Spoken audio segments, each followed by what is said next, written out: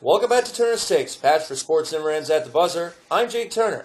Well, let's talk about Sunday Night Football, and it was quite a game, I'll tell you what. Let's talk about Alex Smith for a second. 20 for 27, 2 touchdowns. Really did some good things here. But I can't believe what I heard in the pregame shows. They were all talking about how Alex Smith this and Alex Smith that he might be on his last man standing here. What are you, nuts? What is he, George Custer? He's not on Custer's last stand here, folks. Alex Smith has basically proven that he is a legitimate leader. Last night, he proved the critics wrong again. Not only has he beaten Aaron Rodgers, but he's beaten Matthew Stafford.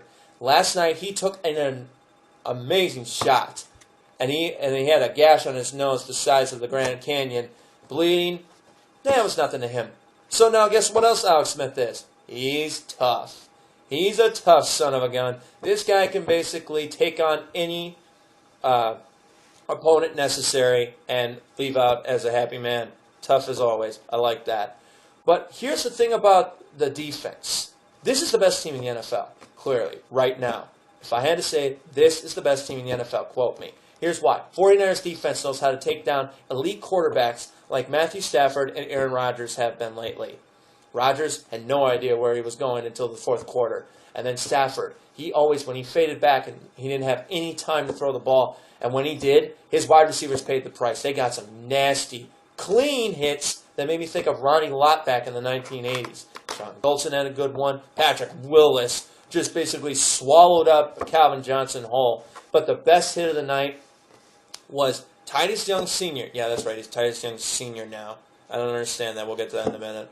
But he tried to make a catch, and he tried to push on somebody else, and Deshaun Golson came in and just smacked the living daylights out of him. Boy, I tell you what, I think he might need to change that up here. But what does Titus Young think he is?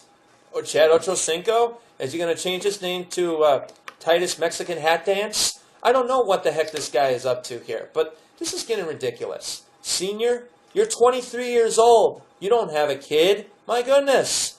You don't have to call yourself senior. Why don't you just call yourself Titus Young instead of Titus Walla Walla Bing Bang or whatever the heck your name is nowadays?